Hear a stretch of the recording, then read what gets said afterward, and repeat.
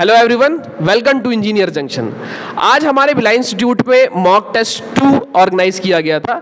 आइए विनय से जानते हैं कि ये मॉक टेस्ट का लेवल कैसा था और क्वेश्चन का डिस्ट्रीब्यूशन कैसा था, और क्या ये मॉक टेस्ट जो आपका मेन एग्जाम 8 मई को WRT जेई का है, व्यापम जेई का है, उसके लिए बेनिफिशियल है या नहीं, और कैसे बेनिफिशियल है इसके बारे में जानते हैं। तो पहले विनय जी बताइए कि आज जो आपने पेपर दिया उसमें क्वेश्चंस का लेवल कैसा था, इसके बारे में बताइए, और डिस्ट्रीब्यूशन बताइएगा कि क्या हर एक सब्जेक्ट से क्वेश्चन आ रहे थे कि 2-3 सब्जेक्ट में ही पेपर खत्म हो गया था। तो इसके बारे में बताइए, और सिलेबस के बारे में बताइए कि जो नया सिलेबस आया है उसके अकॉर्डिंग हमारे पास पेपर में क्वेश्चन था या नहीं था। तो बताइए, पहले तो लेवल बताइए, उसके बाद आप बताइएगा कि क्वेश्चन का डिस्ट्रीब्यूशन कैसा है। तो लेवल थोड़ा बताइए। सर, इस पेपर में जो क्वेश्चन आए थे वो मॉडरेट से टफ की ओर थे। मॉडरेट से टफ, अच्छे क्वेश्चंस थे, और जो पूछने चाहिए उस टाइप से क्वेश्चन लगा है मुझे कि FM इरिगेशन इन सब से जो क्वेश्चन इंपॉर्टेंट क्वेश्चन है वो मिला।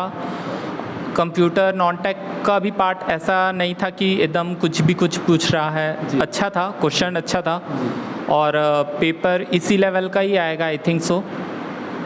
और अच्छा, नया सिलेबस के अकॉर्डिंग था, अच्छा था पेपर, इसी लेवल का यार रहेगा ऐसा। तो शिवम जी, आपको ऐसा कुछ लग रहा था पेपर देते समय कि ये चीज़ मैंने पढ़ा है लेकिन एट अ टाइम वो चीज़ें याद नहीं आ रही हैं, ऐसा कुछ लग रहा था आपको? या फिर अगर अभी तो आपने जस्ट अभी टेस्ट दिया, आप घर जाके इसको एनालिसिस करेंगे और देखेंगे कि कोई चीज़ अगर आपको आ भी रही थी लेकिन आपने सिली मिस्टेक कर दिया है या फिर कुछ कैलकुलेशन में मिस्टेक कर दिया है। तो बस मुझे आप ये बताइए कि जब आप पेपर दे रहे थे तो आपको ऐसा लग रहा था कि ये क्वेश्चन तो मैंने पढ़ा था लेकिन मुझे एट अ टाइम याद नहीं आ रहा है?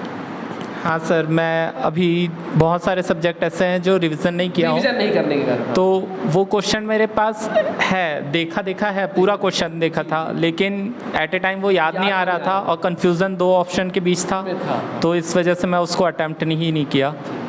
स्टूडेंट्स, आप देखिए विनय जी आपको बता रहे हैं कि अगर आप बिना रिवीजन किए जाएंगे तो ऑलवेज आप कंफ्यूज होंगे, और 2 ऑप्शन में आपका हमेशा कंफ्यूजन बना रहेगा। सो अगर आप मॉक टेस्ट दे लेते हैं एग्जाम के पहले, तो जो आपने अवधारणा बना के रखी है कि ये मुझे सब्जेक्ट आता है लेकिन आपने रिवीजन नहीं किया है, तो आप जब एग्जाम देने आएंगे तो डेफिनेटली वो कंफ्यूजन होगा। अगर आप मॉक टेस्ट में अपीयर हो जाते हैं तो वो आपको कंफ्यूजन नहीं होगा, और आप सही जो ऑप्शन है वो टिक लगा पाएंगे और एग्जाम में एक सीट जो है वो सिक्योर कर पाएंगे। थैंक यू विनय आने के लिए और फीडबैक देने के लिए। Thank you.